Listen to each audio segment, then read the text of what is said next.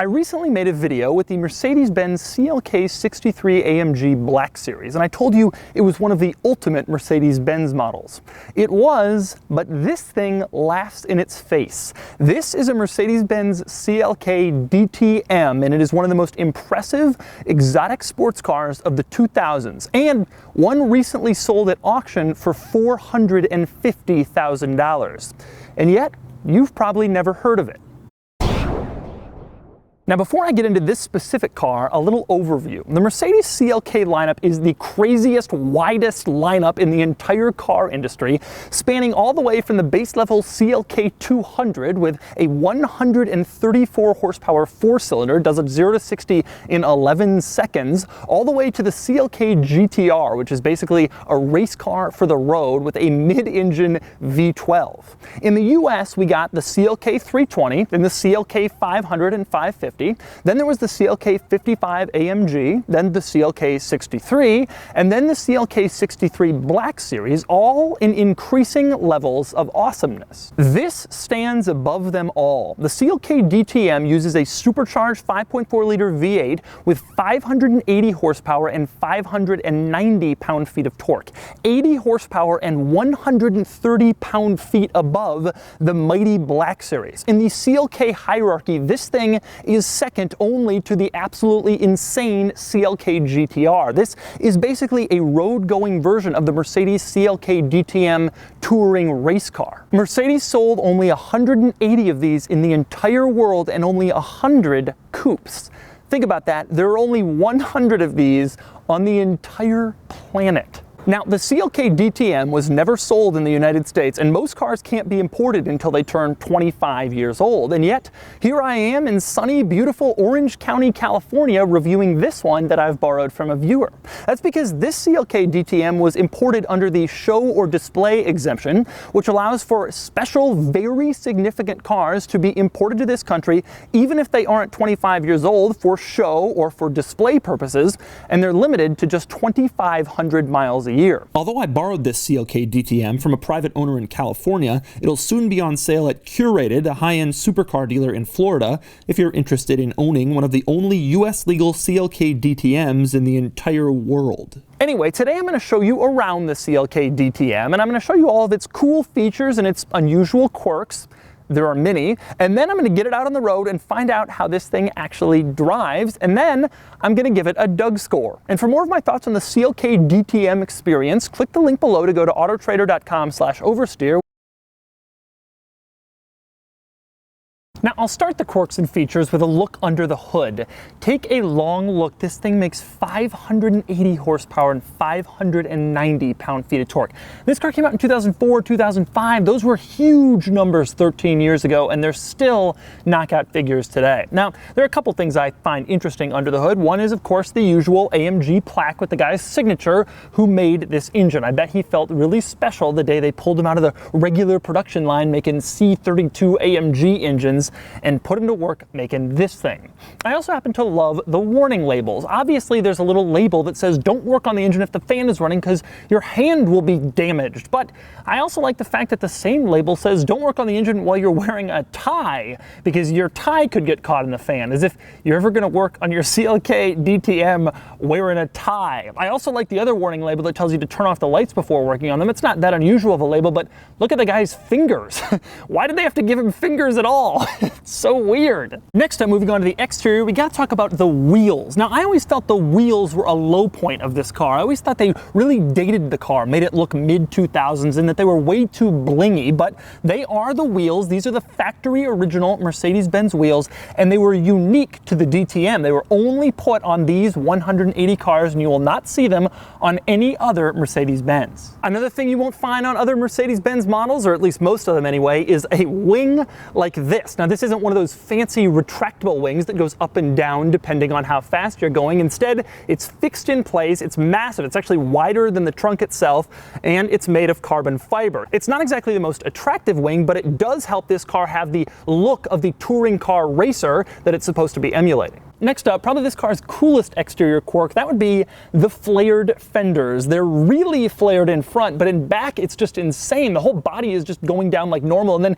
it looks like a dually pickup back there. The fenders in this car are giant, and they too are designed to emulate the race car. Plus, they allow Mercedes to get wider tires in this car for better grip. The most interesting thing about the fenders, though, is this. You see these ducts in the front and the back of the fenders?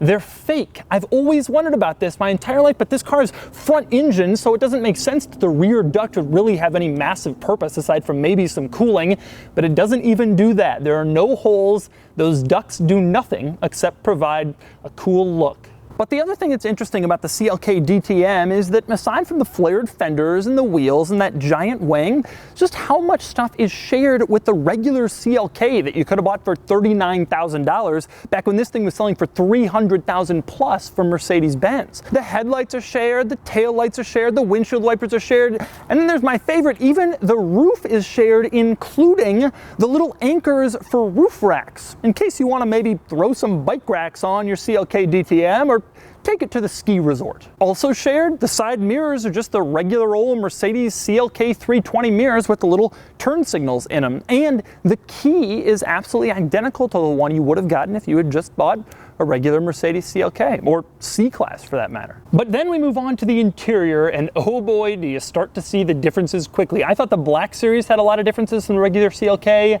That was nothing compared to this beast. We start with the door panel.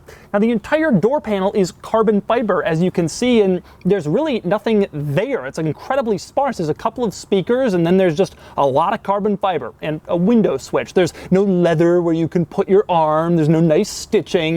It's just a door panel. Interestingly, in spite of this, the door is still surprisingly heavy. I guess it's a little lighter than the one in the regular CLK, but it's not like it's incredibly light, like in a Lotus or something. Next, we move on to another way you can easily tell this car is different from a regular CLK. The second you get inside, you notice a little sticker placed on the edge of the dashboard reminding you that this car has ultra-high performance tires, and you should limit yourself to 62 miles an hour if it's raining. Not if it's icy or snowy, but just if it's wet.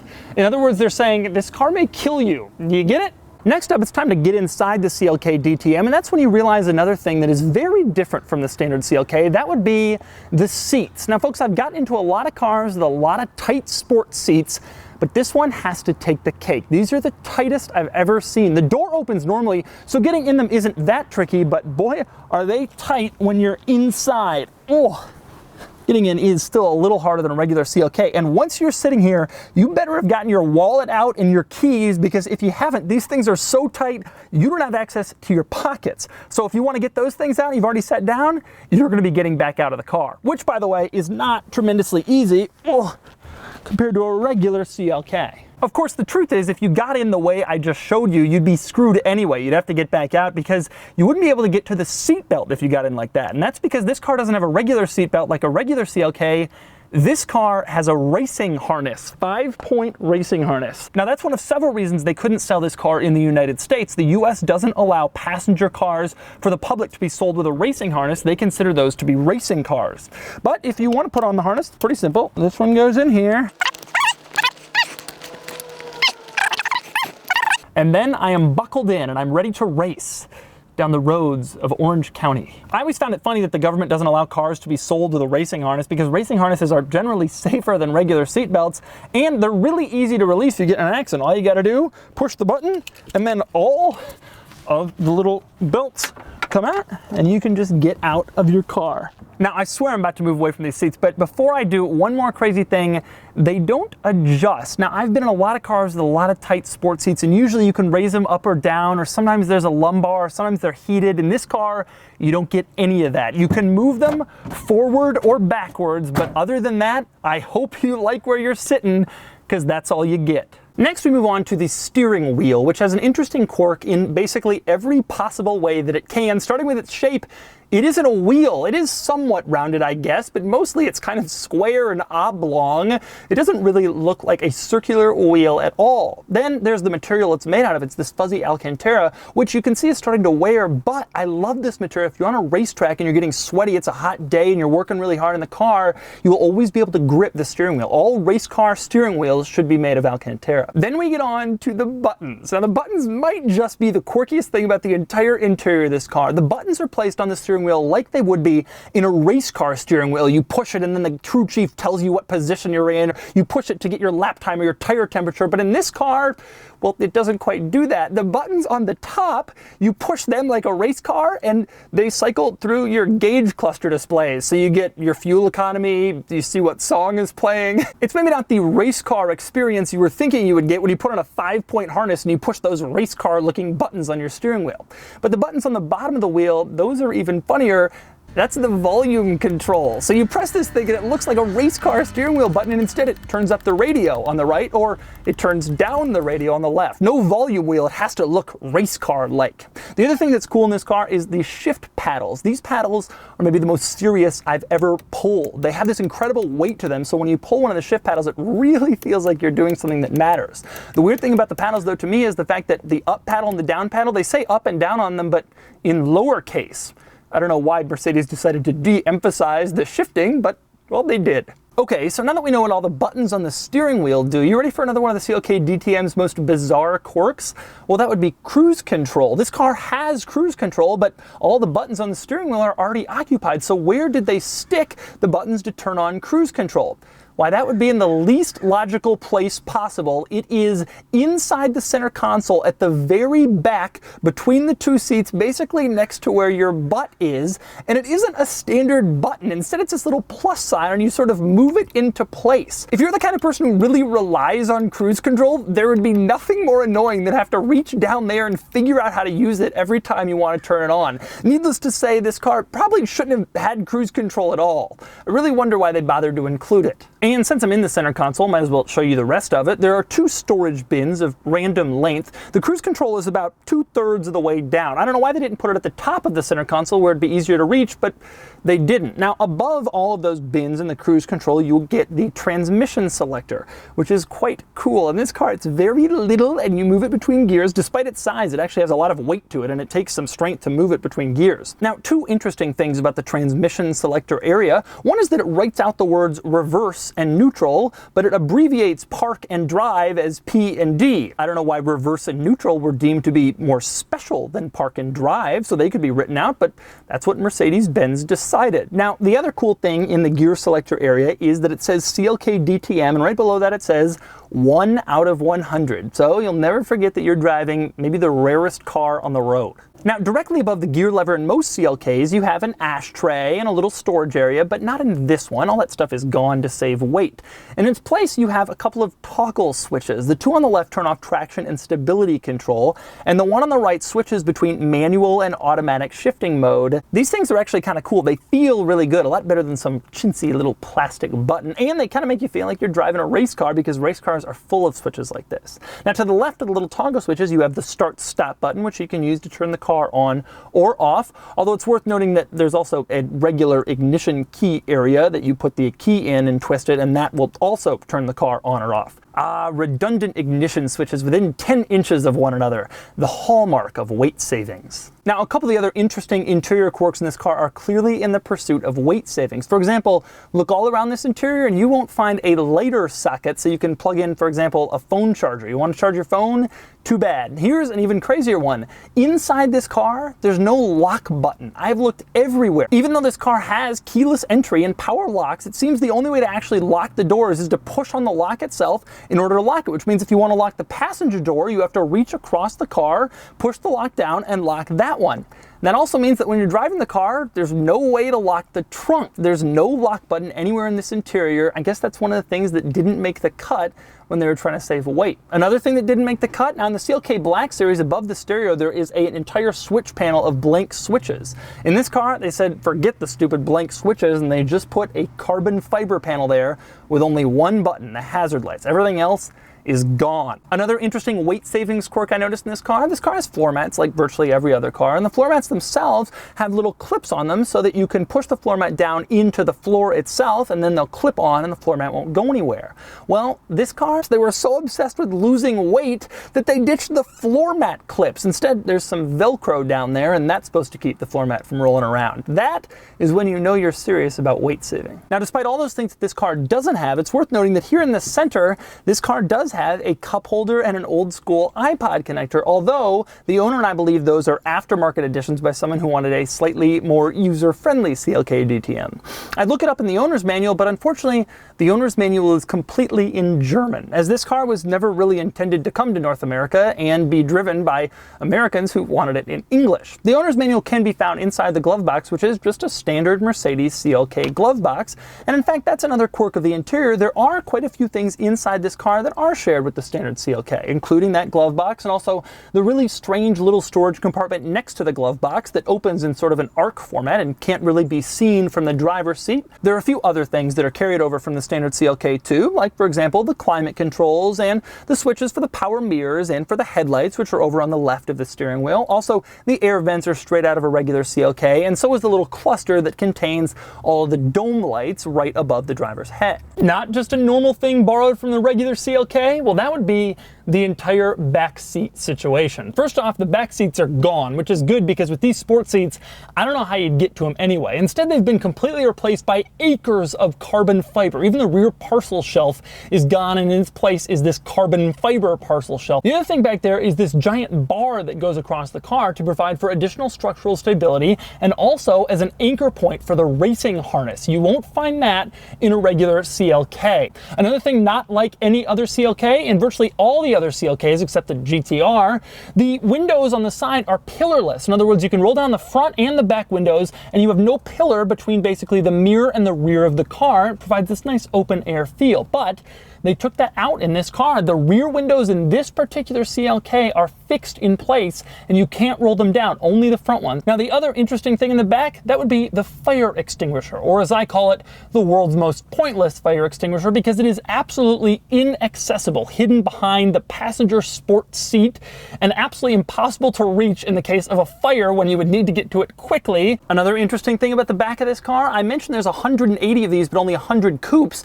That's because there's 80 convertibles. And the convertible does have back seats, and it does have a window in back that rolls down. They're not fixed like they are in the coupe.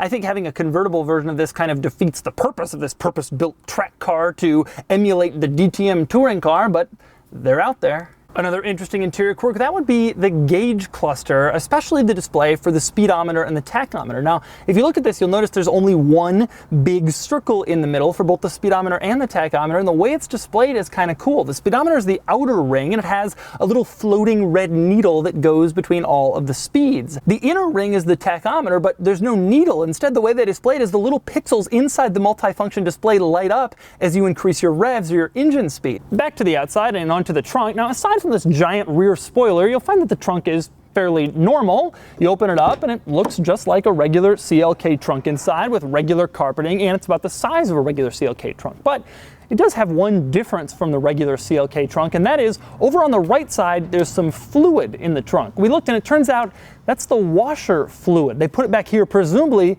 to balance the weight of the car. So depending on how full your washer fluid is, your car will either be perfectly weight balanced or a little heavy in the front or in the back. Next up, moving on to the fuel door. Now, the fuel door is different from the one in the regular CLK, and that's in part because of the giant rear fender back here. It changes the shape of it, but it isn't just different in shape, it's also different in material. Open the fuel door up and you'll find that it is carbon fiber. In fact, a lot of the body panels in this car are carbon fiber, and if you look really closely, you can see the weave in some of them. That is very, very different from your standard CLK you see driving around on the street. So those are all the interesting quirks of the CLK DTM, but I want to cover maybe the most interesting quirk, and that is our show or display law. Now, I mentioned before that a car has to be 25 years old in order for it to be imported to the United States. That's the rule. But the government makes exceptions for cars that are especially significant, like this one. They can be brought in for show or for display, and they're limited to 2,500 miles a year.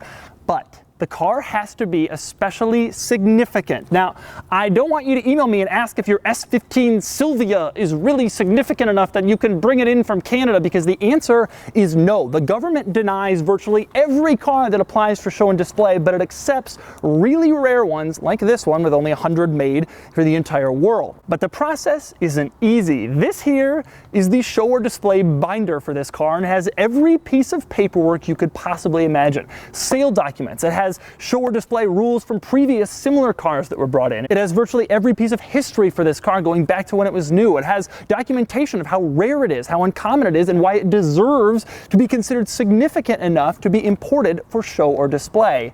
It is very, very difficult. There's only a few companies that do it. One is out here in California. This one was brought in by JK Technologies in Baltimore, and the process is not a quick one. You won't be able to get it done in your regular car, but something like this you are able to bring in under show or display. Interestingly, the government has a list of cars that are already approved under show or display. I'll link to that list below. There are some really cool names on there, but you'll notice that right-hand drive Miata is not one of them, so don't even ask. So those are all the crazy quirks and the cool features of the CLK DTM, which might be the single rarest car I've ever reviewed. As this car does 0 to 60 in 3.8 seconds and can hit a top speed of 200 miles an hour, it's also one of the fastest and most thrilling. And so now I must drive this incredibly rare, ultra-fast, exotic sports car, you know, for testing purposes.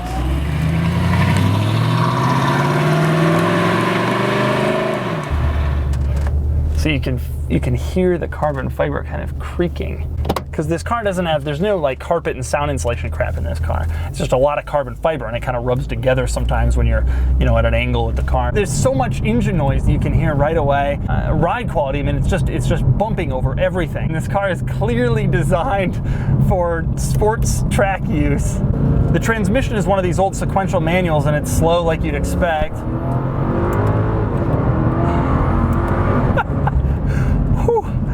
Wow.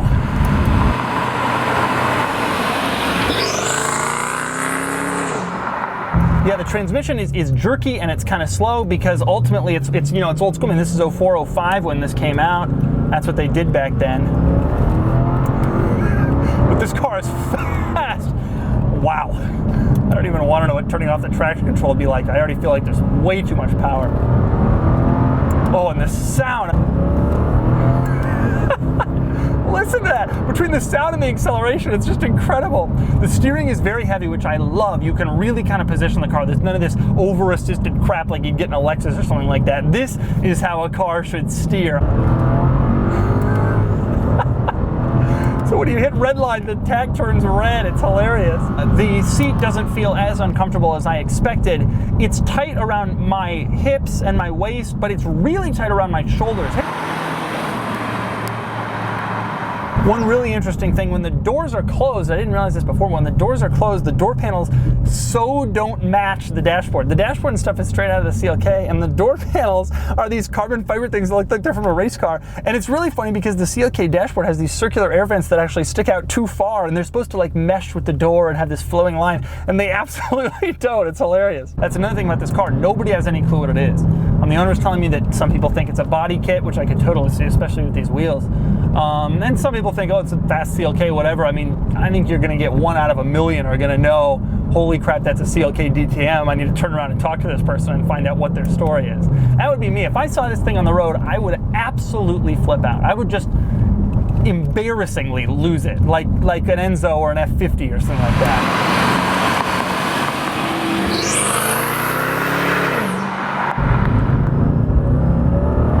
Sound. It sounds like you're in a formation and there's other cars on the side of you. They're also accelerating. The sound is, it's not the best sound I've heard. That's the tone or quality that sort of goes to like LFA, Crow GT, that sort of thing. But it might be one of the most dramatic. It's just so loud. What is happening behind me when I floor it? And of course, this thing's massively quick. I can't believe I'm feeling that in a CLK. The wheel doesn't take that many turns to lock. It might be like 1 or less. It feels like a race car in that respect. There's very little body roll. That's because there's no suspension travel. That's why the ride is so harsh. Very sharp. Not quite as precise as a modern exotic, but way more precise than anything I've driven from 2004. It's up there with stuff like Courier GT. It really kind of feels like that. The center of gravity isn't that low, but the car really feels like that responsive. You just don't get any body roll. They've eliminated all that because by making 48 stages of this car, they were able to make one that only a very small sliver of people wanted anything to do with, and that's this one. If you make just a regular AMG, wow, can really handle it. If you make a regular AMG, you got to make it also for like old guys who just want something cool. This thing is so many steps above that, you don't have to worry about those people. And so that's the Mercedes-Benz CLK DTM, one of just 180 built for the entire world and one of just 100 coupes. It's practically a race car for the road with the performance and the features to back it up. Nobody really knows about the CLK DTM. Nobody knows how special this car is, but now you know. And the next time you see a CLK 320 driving down the street with some scuffs on the bumpers and a brake light that's out and some mismatched tires, you can look at it and think about what could be.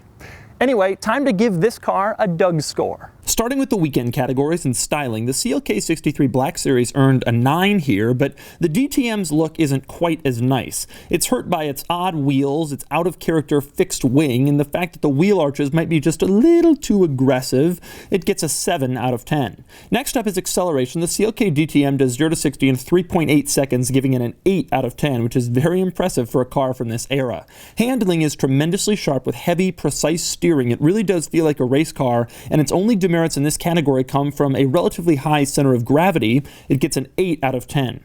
Cool factor is debatable. Not many people know what this car is, but those of us who know would be just as excited to see one of these as an Enzo or a LaFerrari, and it gets a 9 out of 10. Importance, however, is a little lower. It's a significant special car, but because no one knows about it, it's hard to say it's crucial to Mercedes-Benz history, and it earns a 7 out of 10. Added up, and the total weekend score is 39 out of 50, placing it in the upper echelon with some far more modern cars. As for the daily categories, starting with features, the DTM doesn't have much in the way of modern conveniences, and it gets a 3 out of 10. Comfort is poor. The seats are tight, the ride quality is very harsh, and it earns a 3 out of 10. Quality, however, is high. Everything seems like it was made well, hand-built by a bunch of German factory workers who knew they were making something special, but it doesn't quite have the nicest materials on the inside. It gets a 7 out of 10. As for practicality, it has 10.4 cubic feet of cargo space, giving it a 3 out of 10. And then there's value. These things cost $400,000, which is a huge sum of money, and I suspect most people wouldn't think it's worth it for a car that looks like a regular CLK with a body kit. Yes, it's holding its value, and yes, those of us who get it understand why it's worth so much, but it's a hard sell to most people, and it gets a 5 out of 10. That brings the total daily score to 21 out of 50, which is no surprise for a car that seems like it's part race car. Added up, and the total DougScore is 60 out of 100. It's not very high, but this is a little older, and it's a very special car with a narrow appeal to people who want something really, really unique.